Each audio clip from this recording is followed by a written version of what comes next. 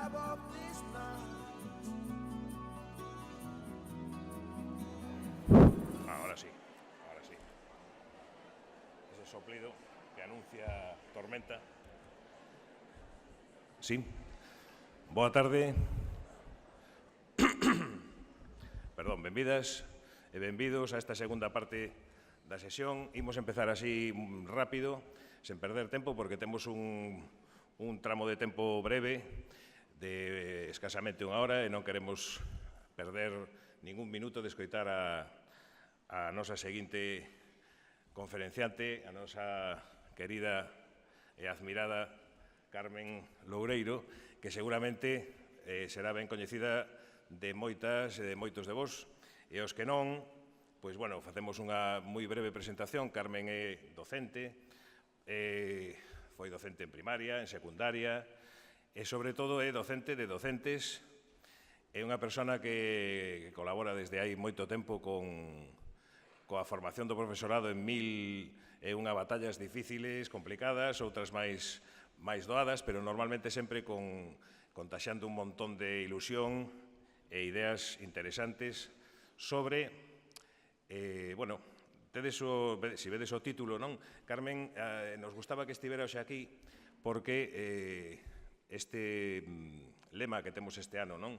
O que falábamos antes coa conferencia anterior, o lema das poéticas diversas, quixemos e tivemos moita intención de que, ademais do máis literal, non? Que nos leva a pensar a poética, e a pensar na poesía, e a pensar na literatura, e a pensar no que primeiro se nos pode ocurrir. Queríamos facer moito fincapé en que pode haber moitas outras poéticas, e en particular nos gustaba que Carmen fixera unha intervención sobre algo que ela adoita traballar moito e ten moi elaborado dentro do seu traballo habitual, que é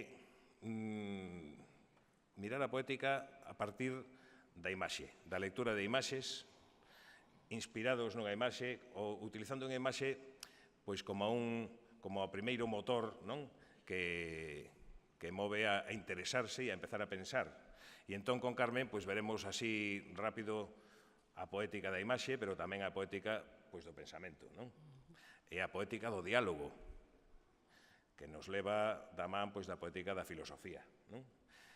Da filosofía ben entendida, diría, non? Unha filosofía, esa filosofía que podemos traducir nese lema que ás veces utilizamos en actividades formativas, que falamos de aprender a pensar, non? Nun sentido amplo. E, bueno, tamén veremos algo de poesía, de poética da poesía tamén, porque non, que tampouco está de máis.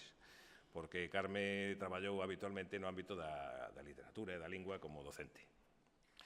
Entón, bueno, para min é un auténtico privilexio, creo que para vos tamén o vai ser, e non lle quero quitar ningún minuto máis de tempo a Carmen para que nos conte o que ten preparado. Bueno, pois, gracias, Carmen.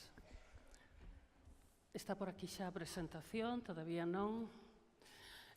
Ahora aparecerá, sí. Ahora aparecerá. Aí está. Bueno, boa tarde a todas, a todos. Para empezar, decirvos que este non é o meu contexto favorito. Eu non son de traballar monologando, falando eu moito tempo, senón que me gusta convertir as aulas e convertir o traballo nun diálogo permanente. Entonces, digamos que non é o meu contexto preferido.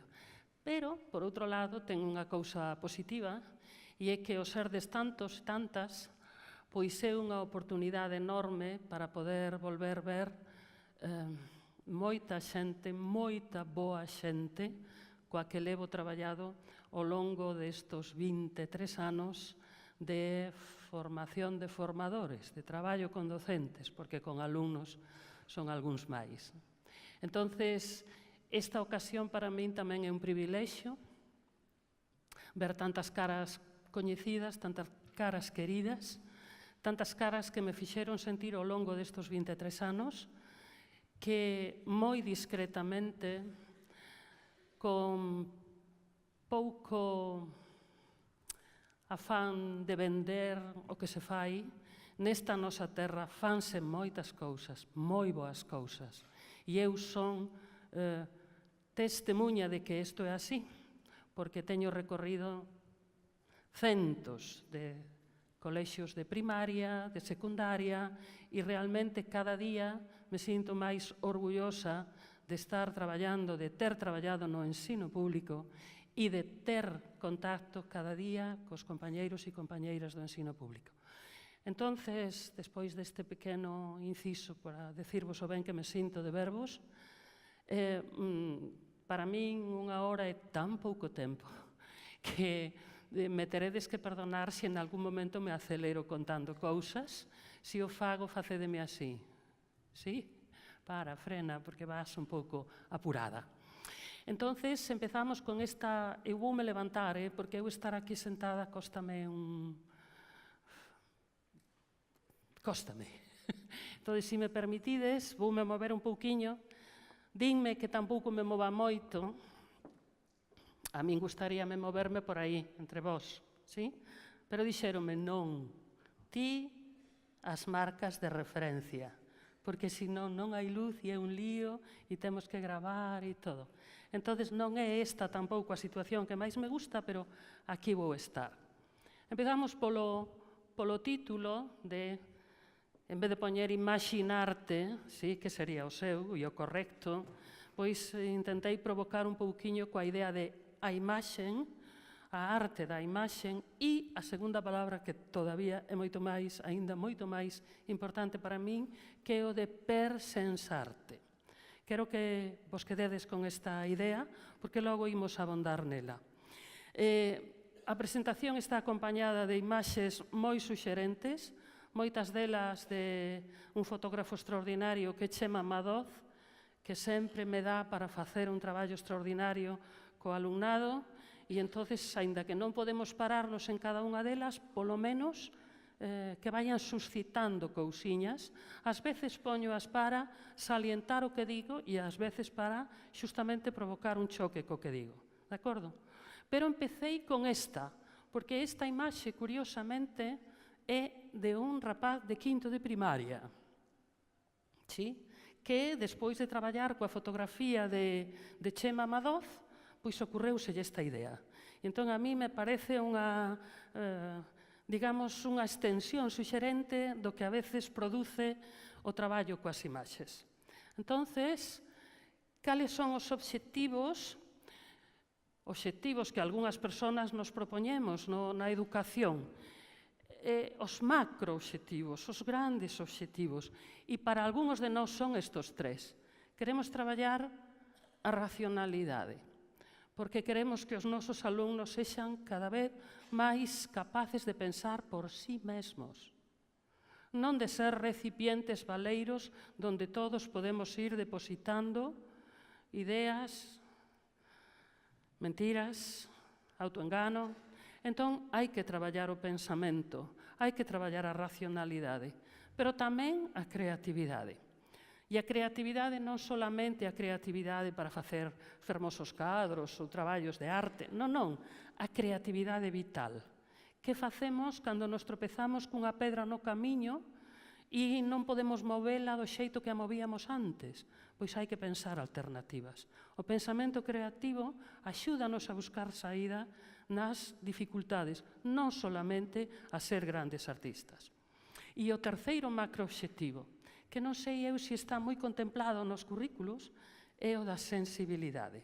Como vedes, está aí potentemente... Sí? Vexo algunhas caras que non parecen moi convencidas, non? Bueno, pois, para algunhas persoas non será importante, para outras sí. Para outras persoas, educar na sensibilidade implica educar na empatía, no respeto polo outro, no cuidado de nós, no cuidado do outro que está enfrente da outra, no cuidado do entorno. Entonces, nós decimos que isto é o pensamento multidimensional. Non podemos atender solo a parte racional, hai que atender tamén a parte creativa e, por suposto, a parte sensible e coidadosa do noso pensamento. Entonces, estos son os macroobxectivos.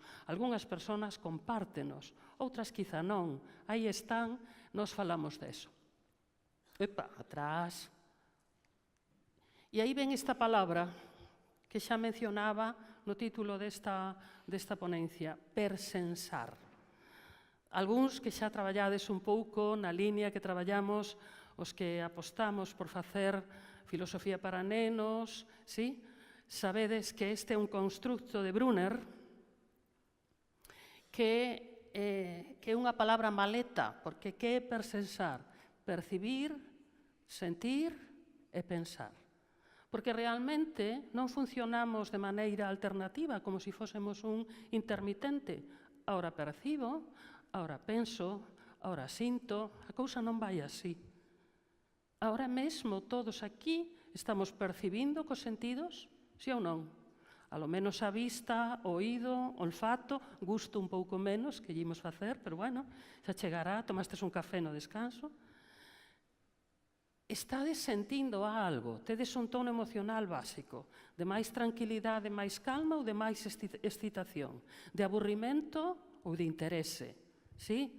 De cansancio, levades aquí unhas cuantas horas, podedes estar cansos. Hai un tono, máis expectativa, máis interese, máis alegría, máis tristeza, cada un ten o seu. E ademais estamos todos pensando, sí ou non? Que estedes pensando non implica que estedes pensando no que eu vos propoño. Pero que seguro estades pensando, sí, verdad? Como dicen na Illa de Arousa, a cabeciña non para. É dicir, que non deixamos de pensar nin cando dormimos. Entonces, se o que estamos facendo é persensando, percibindo, sentindo e pensando, o que temos que é facernos cada vez máis consciente deso. Eso facémolo por defecto. Pero trataríase de conseguir facelo cada vez con un nivel máis alto de consciencia, persensar. Por iso, unha proposta metodolóxica que algunhas persoas empregamos é esta, traballar a percepción, os sentidos, coa atención, traballar as emocións, traballar o pensamento, percibir, sentir, pensar, persensar, pero hai outro verbo moi interesante, é facer. Porque os tres primeiros son como moi hacia dentro, pero hai que proxectar aquilo que se pensa, o que se sinte, comunicalo, e por eso, en comunidade e utilizando como ferramenta básica o diálogo. E se hai algunha cousa na que levo insistindo ao longo destes 23 anos, é na procura, no estímulo, na procura de rescatar o diálogo nas aulas. Sei que é algo que a algúns docentes lles asusta, porque teñen medo de non ser quen de manexar esa situación. Necesitamos tanto telos controlados, sí? Que desperdiciamos unha das oportunidades máis grandes que temos, e é que somos xente que traballa en grupo. E se somos xente que traballa con grupos humanos, o que temos que apostar é pola cohesión desos grupos humanos. E non se produce cohesión se non hai interacción, se non hai convivencia, se non nos vemos as caras, se non aprendemos a ler o estado de ánimo do que nos rodea. E se isto era necesario hai 23 anos, agora é moitísimo máis necesario. Porque cada vez os alumnos falan menos entre eles. Ao mellor chatean moito, sí? Pero cara a cara, dialogar sosegadamente, respetar o turno a quenda de palabra, aprender a esperar, escoitar o que din os demais, non para pisalos, senón para entender o pensamento do outro, penso que en este momento que estamos vivindo é absolutamente irrenunciable. ¿Sí? Entonces, como facemos este diálogo? Esta é outra das miñas teimas, na que insisto cada vez. Diálogo ou debate? É o mesmo? É o mesmo? Que pensades? Que é o mesmo? Que non é o mesmo? Non é o mesmo. Se vos fixades na palabra debate... Opa, que pasou aquí? Que palabra temos dentro da palabra debate? É outra palabra preñada, ten dentro outra. Que palabra ten? Bate. E que é un bate? Un instrumento para golpear. ¿Sí? Pensemos a máis en toda a familia. Abate, debate, rebate, combate, sempre implica golpear. En vez de golpear con paus, golpear coas ideas. Por iso, aínda que sei que hai moita xente que está a prol do debate, que participa en ligas de debate, de secundaria, de universidade, eu teño que ser honesta co que fago. E eu non aposto polo debate. Se intento cohesionar grupos humanos, non os vou a poñer a pelexar entre eles, senón a escoitarse. ¿Sí? Porque realmente pasa unha cousa moi curiosa cando dialogamos. Cando dialogamos con preguntas abertas. Porque os docentes facemos moitas preguntas, pero suelen ser preguntas pechadas. E as preguntas pechadas, que ocorre? Que hai rapaces que sempre saben a resposta e outros que sempre procuran quedar caladiños para non facerse ver e non quedar en evidencia o que non saben. Pero cando facemos preguntas abertas, ti que pensas que está facendo esta persoa? E por que o fai? E que sinte? Cando facemos preguntas abertas, todas as criaturas queren participar. Algúnas tardan un pouco, tamén é verdad, porque teñen un pasado chungo no de participar na fala.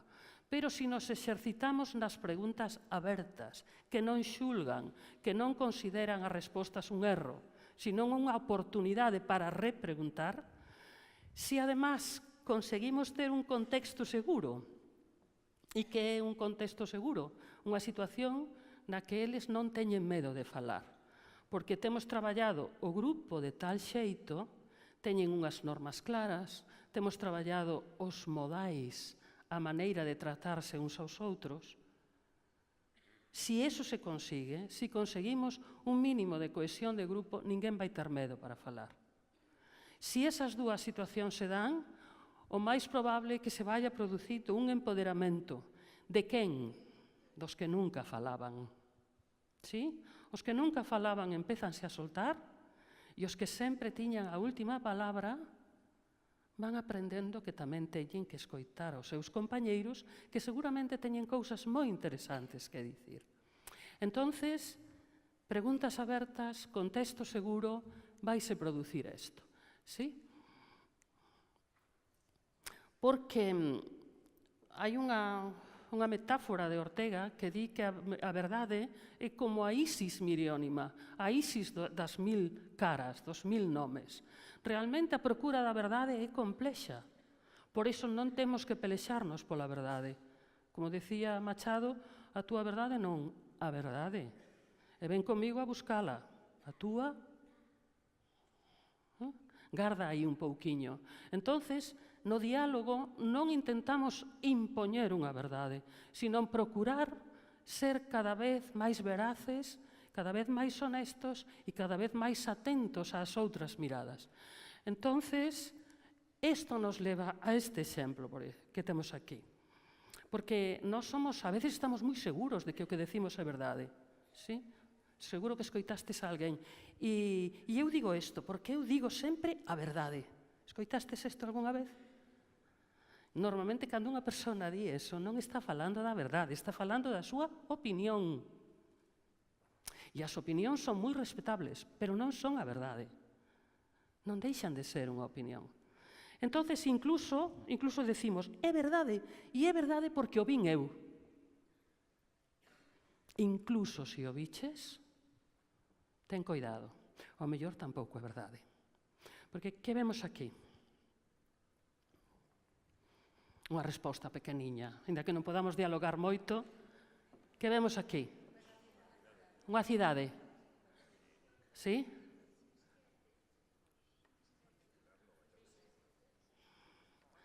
Non vos vou marear moito, podíavos ter mareándovos aquí un pedaciño, pero non teño tempo.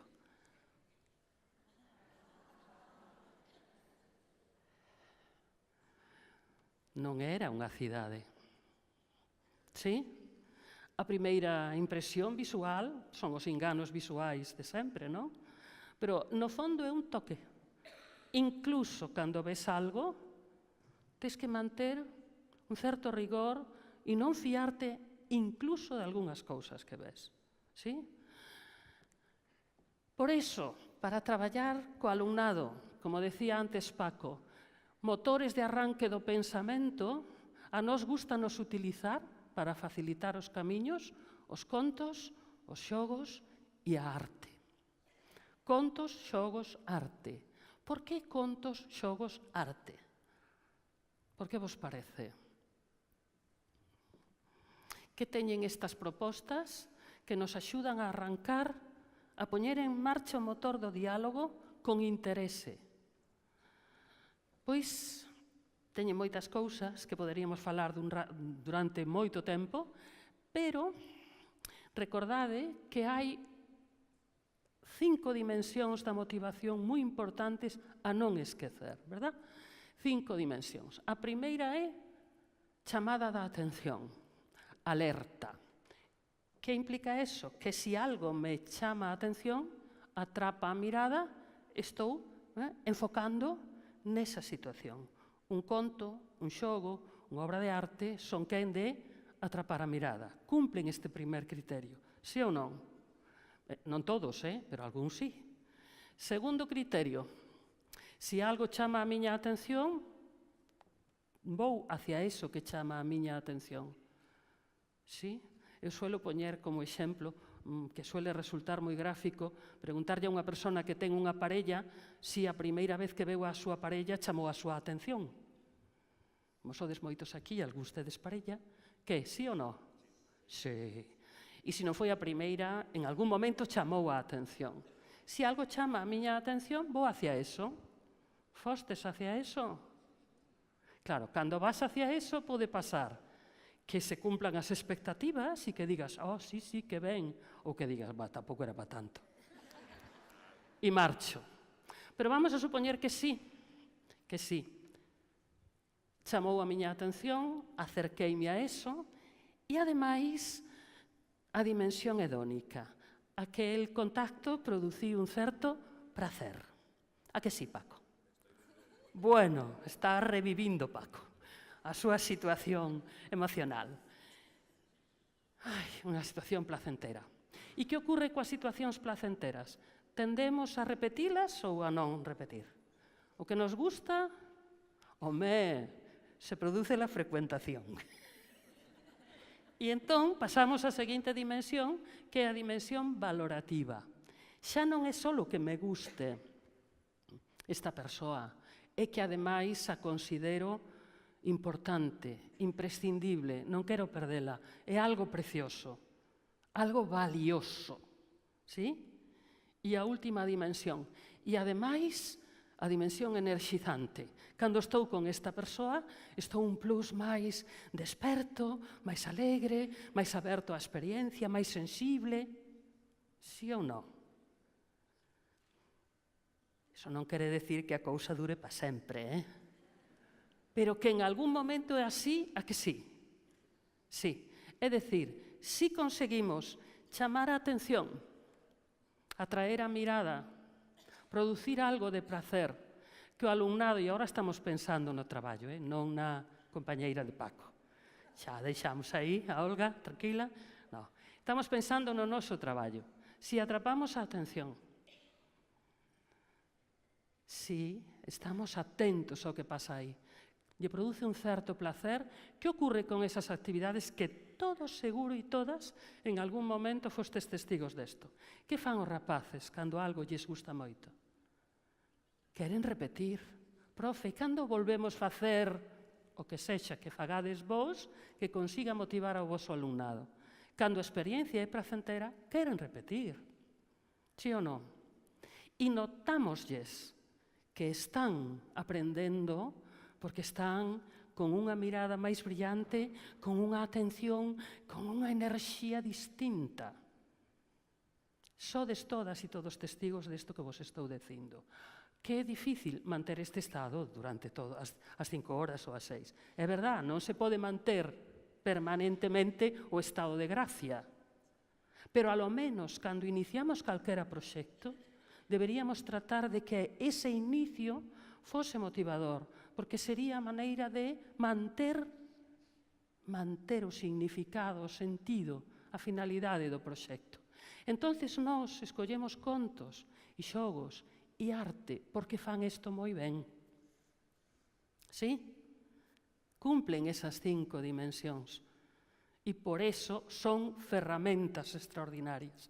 Entonces, que deberíamos tratar de conseguir? Que os materiais didácticos que utilicemos que xeren conflito cognitivo, é dicir, que os sorprendan, porque o que sorprende atrapa a atención. Que non sea sempre o esperado, o previsible, hai que sorprender.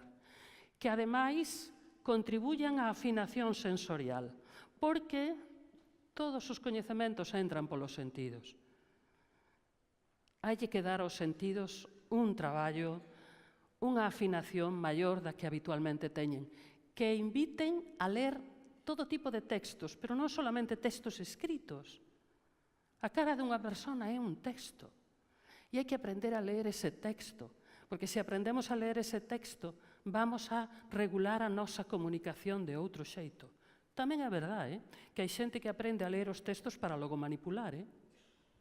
Non sempre se fai un uso honesto do que sabemos, tamén se pode facer un uso deshonesto. En xeral, que aquelo que estamos aprendendo, incluso un neno de infantil, lle vexa a utilidade vital ao que está aprendendo. Que aquelo que aprende ten que ver coa vida. Non é un coñecemento deslaimado, reseco, sin carne, sin chicha. Non son osos. É un coñecemento vivo. E en eso, pois, deberíamos insistir. Bueno, a foto de Chema Madoce, potente, o no? Sí, moi potente. Entonces, traballar a sensibilización sensorial implica traballar os sentidos, pero as sensacións con atención. A atención é a clave de todo o aprendizaxe. Aprender a manexar a atención e centrala naquelo que importa é unha das claves de todo bo aprendiz. Entonces, sensación máis atención igual a percepción. Percibir non é o mismo que sentir. Entonces, a percepción é un proceso consciente. É dicir, que temos que ser conscientes, eso que sempre na linguaxe popular decimos non é o mismo ver que mirar, non é o mismo oír que escoitar. Cando escoitamos, estamos utilizando a atención. ¿Sí? Entón, o que se trata é de convertir esas sensacións en percepcións. E recordade que a palabra sentir é moi polisémica, porque falamos de sentir sensacións, de sentir emocións, de sentir o noso estado corporal e incluso de atopar sentido. É unha palabra que ten moito significado, por iso hai que xogar con ela. Pero esa afinación sensorial, que cada criatura ten que facela a súa, pero esa experiencia mellora cando se comunica, cando se fala con outros, cando falamos de a ti, tú que percibes en isto, tú que ves, tú que imaginas, cando compartimos miradas, compartimos o que estamos percibindo, esa experiencia enriquecese moitísimo. Entonces, afinación sensorial a través da experiencia, pero tamén da comunicación de esa experiencia con outras persoas. Aí aproveito para falarvos de unha compañeira que é a creadora de todo un proxecto de Wonder Ponder, non sei se o coñecedes, para traballar con infantil e primaria. Bueno, aquí estamos traballando a afinación, e para traballar a afinación perceptiva, unha das cousas que facemos cal é? Que lle fixemos aí ao Xío? Taparlle os ollos. Con que finalidade? Evidentemente, o noso sentido máis desenvolvido é a vista, somos seres visuais. Pero os outros sentidos non nos coidamos tanto e son igual de importantes para a recollida da información. Por eso é importante que saibamos detectar polo tacto, polo gusto, polo olfato esta situación. Porque, ademais, os sentidos non se quedan na cuestión biolóxica de percibir cos 5 sentidos. Teñen todos unha función moral. Pensemos na mirada. Ten unha función moral a mirada? Hai miradas que... Bueno, hai miradas que matan. Hai miradas que matan tamén. Pero unha mirada informa. Infórmanos do que está sentindo unha persona, sí? A mirada informa. A mirada confirma. Cantas veces co noso alumnado basta con unha mirada para facerlle sentir que estamos aí, que confiamos nas súas capacidades, que creemos. Tamén hai miradas que... Hai xente que di, eu nunca lle digo nada negativo a un alumno. A veces non fai falta dicilo. Coa maneira de mirar, estamos dicindo moitísimas cousas. Ou non? Claro, unha mirada informa, confirma, seduce, persuade. A mirada ten moitas finalidades. Sí? E que decir? Mirade aquí unha mirada. Podíamos estar ahora media horiña falando desta mirada. De que nos informa esta mirada? Infórmanos de cousas, de estados de ánimo, sí ou non? Poderíamos explorala con calma, pero non temos tempo. E o tacto? Mirade que non ten que ver o tacto tamén coa moral, sí ou non? Tocar é ser tocado. Cando falamos de esta persona ten tacto, que queremos decir?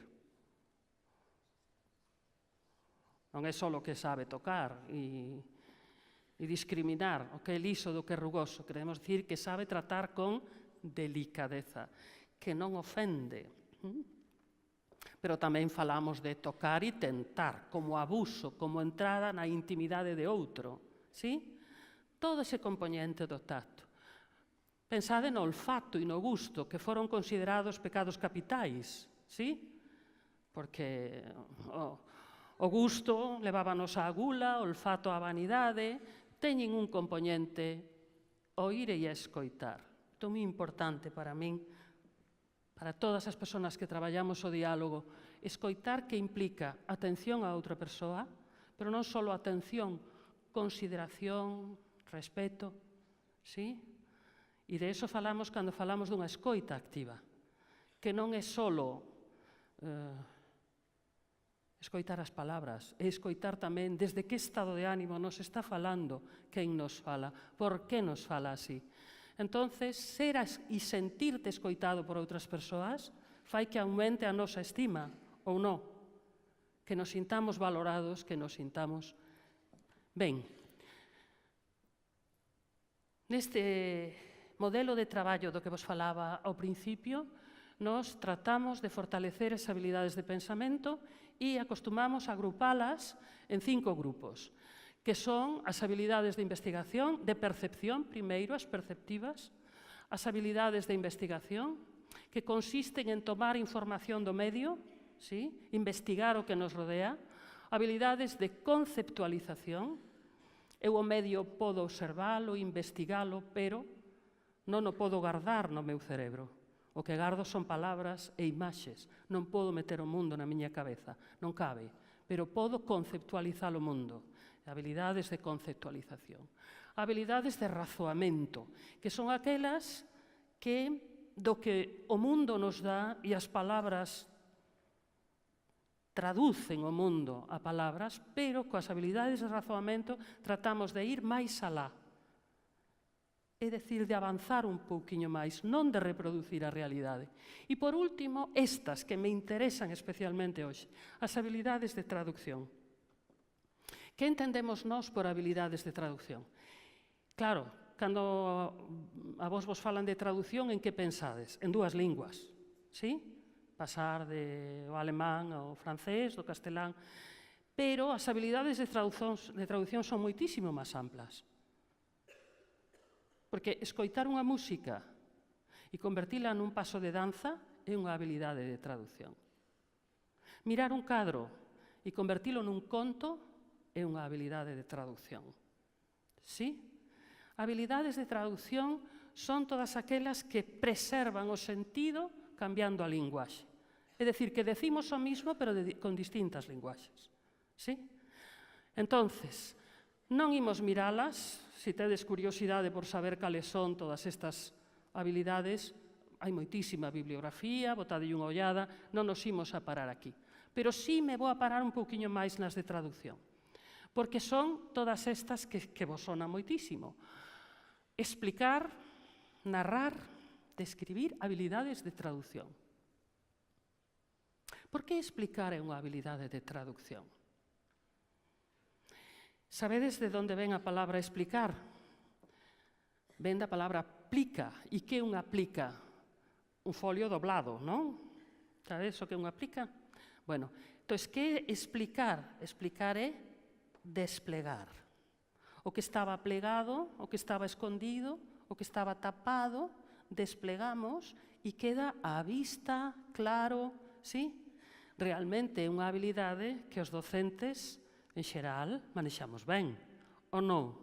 De facer chegar coñecementos que os rapaces non teñen, desplegalos dun xeito sinxelo, dun xeito ameno, dun xeito claro. Pero é unha habilidade de traducción, porque eu teño aquí unha idea, vos tedes unha idea na vosa cabeza, pero tedes que transmitirlle a unhos nenos de maneira e nenas que o entendan. E hai un esforzo de clarificación aí. Por iso é unha habilidade de traducción, pensamento a palabra. ¿Sí? Narrar, describir, improvisar, interpretar, reformular. Reformular que é, ademais, unha habilidade importantísima para todos os que traballedes de maneira dialóxica. E, ademais, un regulador do diálogo extraordinario. Se unha das normas do diálogo é, se queres intervir, tes que ser quen de reformular o que dixo a persona que falou antes que a ti. Para que nos sirve isto? Primeiro, para que estén atentos ao que din os demais. Segundo, para poñer nas súas palabras outras palabras. E, además, estamos lle dando a oportunidade ao que falou en primeiro lugar de decir, perdón, eu non intentaba decir eso, expliqueime mal. Esos son as limas que van limando o sentido. Entonces, é moi importante, moi importante que sepan parafrasear e reformular o que din outras persoas. Non repetir exactamente o que din, senón coas súas verbas, coas súas palabras, reformulalo. E logo todas resumir. Por que resumir é unha habilidade de traducción? Porque é pasar de moita información a pouca información, pero preservando o sentido esencial de toda esa información. ¿Sí? E, además, hai dous movimentos. Un que é de unha palabra sacar unha historia, un movimento diverxente, e hai un movimento converxente de moitas palabras e reducindo hasta quedarnos coa idea ou coa palabra esencial. Son dúas habilidades de pensamento complexo. E aí estarían tamén todas estas que vos dicía eu, pasar da oralidade á mímica, do ritmo ao baile, da música á plástica, da plástica á palabra e todas as linguaxes que se vos ocurran. Por iso me pareceu moi interesante o que estades facendo aquí este fin de semana, porque no fondo estades traballando habilidades de traducción. Da ciencia, a poesía, da poesía. Sí? Estades facendo corrementos de sentido de uns lugares a outros. Entonces, traballando habilidades de traducción é polo que a mí me gusta especialmente traballar a arte. Porque, entre outras cousas, a arte é, como diría Umberto Eco, unha ópera aperta. É dicir, está aberta a múltiples interpretacións. Sí? E iso dá lugar a que moitas persoas podan opinar, falar, porque é unha linguaxe moi connotativa, non é tan denotativa. Buscamos o sentido. Que me decides desta imaxe?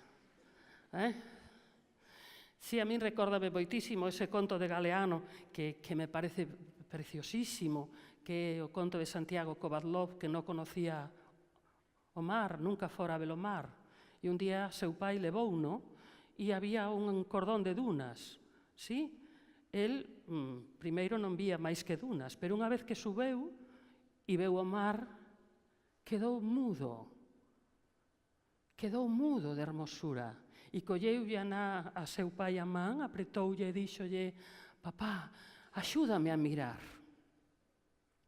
Claro que el xa ve, pero estáballe pedindo axuda para interpretar aquelo tan fermoso, tan grandioso, tan inusitado. Entonces, aí están elas, están vendo, pero que están vendo? Axúdame a mirar, ¿sí? Por eso, traballamos a lectura de imaxes e para min esta imaxe, este homiño aquí, aguantando o ollo, no fondo, está representando a todas aquelas persoas que estamos non mirando por eles, axudándoos a mirar, axudando a centrar a atención no que hai que mirar. E aí traio tamén esta imaxe, que é a imaxe típica de un museo, e que sempre a traigo porque os meus fillos, tanto el como ela, cando acabaron o bacharelato, leváronos a Madrid a ver todos os museos nunha fin de semana, e cando volveron estaban empachados. Creo que ela o que máis recordaba era o ascensor do Reina Sofía. Claro, se queremos que amen a arte, non hai que darlle sobredoses, É mellor coller unha sola obra, degustala, mirala, saboreala, e xa miraremos as outras noutro momento. Pero isto, para min, é absolutamente contraproducente. De acordo? Entonces, que hai que facer? Pois atopar ese burato. Hai que atopar ese burato, ese lugar privilexiado da mirada. Aquí hai todo isto, verdad? Pero hai un burato e a onde se nos vai a vista? Aí. O mismo que unha ventana é un marco. A onde se nos vai a vista? Aí. Os marcos teñen a súa función porque acotan a mirada. ¿Sí? Entonces, preguntas básicas. Preguntas básicas para traballar as imaxes. Que percibo cos 5 sentidos? Diredesme, como cos 5 sentidos? Como cos 5 sentidos? Sí, cos 5 sentidos. Porque, aínda que vos agora non estades ao lado dunha panadería, se eu vos pido que lembredes o olor dunha panadería cando acaba de sair o pan, sodes quen ou non? A ver, ai, que olor tan rico. Por que somos capaces? Non é co nariz, é coa memoria perceptiva, pero por asociación somos capaces de recordar olores, sonidos, ¿sí? Sensacións gustativas. Entón, a primeira pregunta que lles facemos é: tú que percibes nesta imaxe? A que ule? A que sabe? Que sonidos escoitas aí? Fai calor? Fai frío aí dentro? Pero, profe, é unha imaxe. Bueno, calquera imaxe é unha ventana a que te asomas. E cando ti te asomas a unha ventana, percibes todas esas cousas. Intenta percibilas. E creedes que as perciben ou non? Que vos parece, que sí ou que non? Por suposto. Hai unha imaxe que sempre utilicei, a de mulleres que corren pola praia de Picasso, que a coñeceredes, que hai un mar, un ceo, que escoitades? Gaivotas. Todos escoitan gaivotas. Na imaxe non hai ningunha gaivota. Non importa, por asociación, sobre todo os que viven na beira-mar, saben que preto do mar hai gaivotas e escoítanas, aínda que non estén ali. É dicir, explora a imaxe cos 5 sentidos. E deixa para o final a vista, que xustamente é o máis evidente. Váisenos aí. Deixa a vista, xa tocaremos tamén. Logo, pregúntate, e que emoción desperta esa imaxe en ti? Alegría, tristeza, medo, noxo. Que emoción. Estamos falando de sensacións, de emocións, pero tamén de pensamento, porque a outra pregunta é: e que pensas que nos quixo comunicar con esta linguaxe diferente, que non é de palabras, pero hai ideas aí? Hai unha historia. Que nos quixo comunicar o autor? Que penso? A parte máis cognitiva. E a última pregunta, que dá moito xogo: e que opinas desta imaxe? Gustouche ou non che gustou? Pero claro, non basta decir si ou non. Que hai que facer? Argumentar e dar boas razóns. Ou as que poidas, as que teñas, pero sempre hai que dar razóns. Así que fixadevos que nunha imaxe podemos traballar todo tipo de textualidade. Todos os textos descritivos, narrativos, poéticos, argumentativos, e todo a través da imaxe que chama moito a súa atención. Sí? O que vos decía antes da percepción. Somos quen de saborear este zumo? A ver, intentade, agora que seguro que tedes un pouquiño de sede. Somos? E de sentir a tona como é? Tocade ya a tona? Dura, blanda... Sí? Sí que podemos experimentar sensacións diferentes, aínda que só estemos mirando unha imaxe. E como traballamos as imaxes? Este é un exemplo de o que facíamos, o que facemos, que é non ser explícitos, sino mostrar as imaxes sempre con algo de misterio, con algo de conflicto, é dicir, en vez de mostrar a imaxe xa, inmediatamente mostramos un buratiño que se vai ampliando, a medida que eles van facendo hipótesis sobre o que está escondido detrás da sombra. De acordo? Entonces, traballar a imaxe dun xeito peculiar. E agora quero traballar unha imaxe. Como andamos de tempo, Paco? Que ben, vai me dar tempo de facer. Quero traballar pouquiño unha imaxe. Algúnas persoas das que traballaron comigo xa a coñecen, pero elíxoa non tanto pola beleza, senón polo que para min simboliza. Que vedes aí? Hai pistas, evidentemente, a imaxe está escondida detrás destas dúas interrogantes. Logo temos que adiviñar que hai detrás. Sí? Cantas persoas daqui coñecen este cadro? Levantademe a man. Mas cantas, pero non moitas. Non moitas. Do que vedes aí, tedes pistas. Eu non tapei todo, deixei algunhas pistas. Que hai aí? Veña. Un búho? Entonces, que haberá debaixo? Aquí que haberá? Unha árbore. Un libro. Bueno, vedes como se empezan a xenerar? Estas son preguntas abertas. Creedes que os nenos non teñen imaginación para supoñer que pode haber detrás? E claro, todos se animan a decir o que pode haber aí. Logo, esas hipótesis confirmaránse ou non. Eso xa o veremos despois. Ben, non vos vou a marear, que vos podería marear. Vamos a sacar unha das primeiras interrogantes. E iso que ven sendo? Xa nos facemos un pouco máis a idea do que hai aí? Perdón? Un laboratorio. Pero un laboratorio científico como estos que utiliza Xurxo Mariño? Ou un pouquiño distinto? Seguimos pensando na árbore? Ese mouchiño está nunha árbore? Bueno, xa vos digo onde está.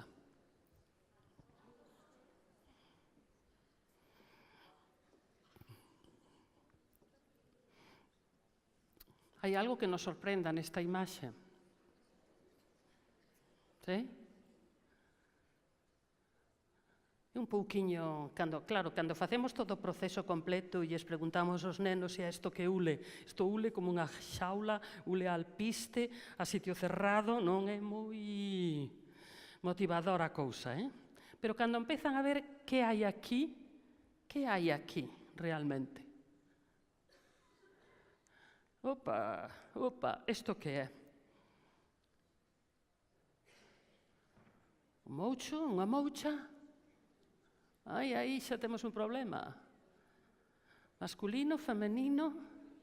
Para pensar. Pero, que está facendo? Que fai? Dibuxa páxaros. Dibúxaos. Crea. Claro, dibuxa os paxaros, pero unha vez que os dibuxa, que fan os paxaros? Botan a voar. Logo está creando, está lle dando vida á súa arte. Sí?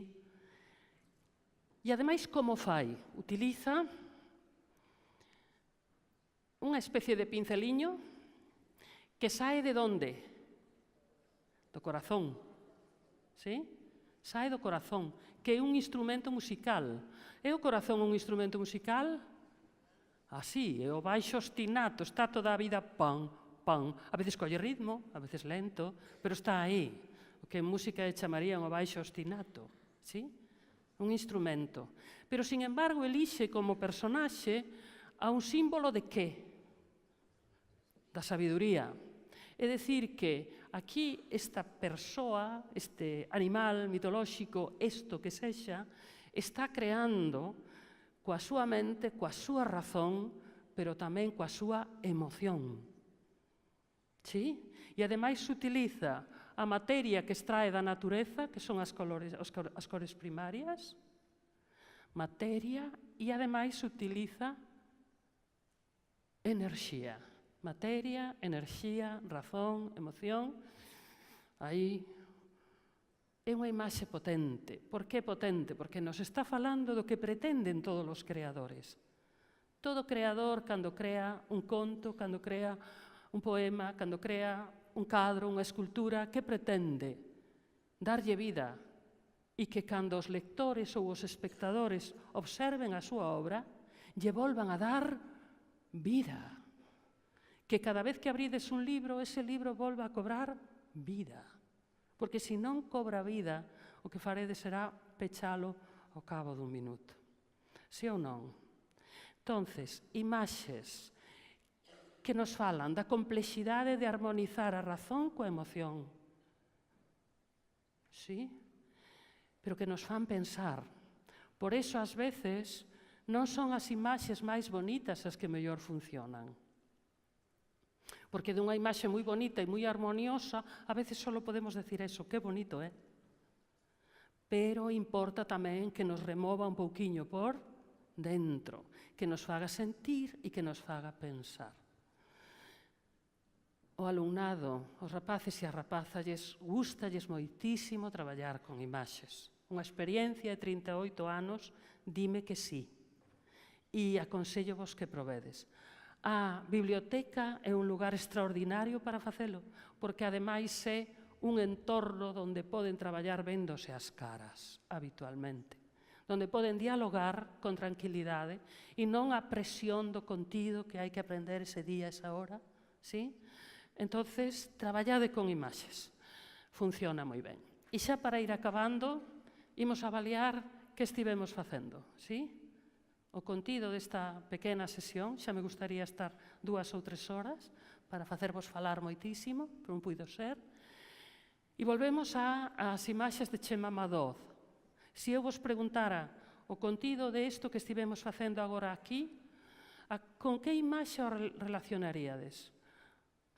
Con esta ou con esta? Evidentemente, unha persona pode relacionalo con unha e outro con outra, non pasa nada. Trátase de xenerar pensamento creativo a través das imaxes. Entón, alguén ten claro o contido desta sesión? Con cal destas imaxes o relacionaría? Unha, tampouco fai falta que digades. A ver, Cristina, que está aí sinalando, ti con cal? Cada agulla. Por que cada agulla?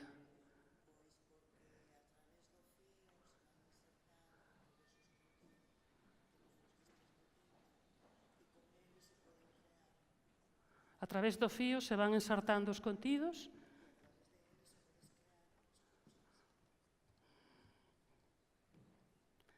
E a través deles podes crear novas cousas.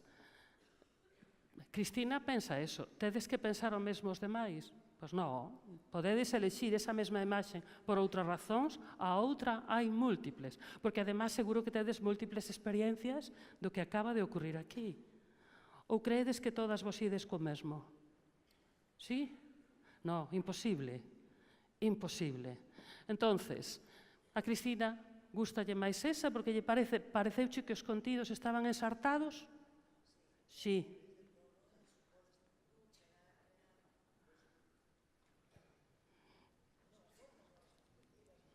Ben, alguén que prefira a outra? Xa vos vou a deixar enseguidiña, Por outra razón, tú preferías a outra, por qué? Perdona, como te chamas? Patricia.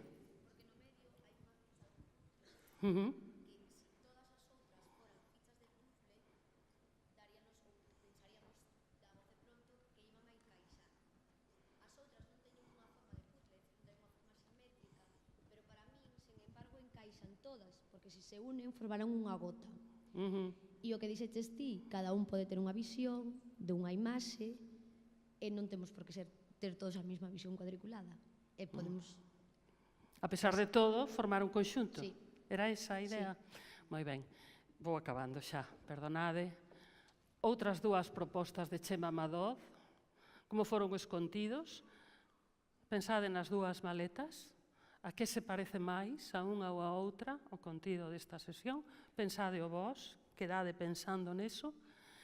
E un poema, eu teño que rematar con un pequeno poema de un poeta moi querido para min, Alfonso Bredmes, que di isto que me gusta moitísimo: nós. Iso tan frágil que sucede sempre ao outro lado do lenzo, pequenos trazos que xuntos conforman algo que o ollo recoñece. Nenúfares á deriva nun cadro de Monet. Tamén nós somos eso, pequenos trazos que o ollo recoñece, nenúfares á deriva nun cadro de Monet. E remato xa con esta imaxe que me gusta moitísimo, que ten que ver con como me sentín eu. Eu sentíme moi ben, estimulada, como un café así potente, e rodeada de xente diversa, que é moi rico estar rodeado de xente diversa, algunha dela moi querida. E nada máis. Un prazer. Gracias.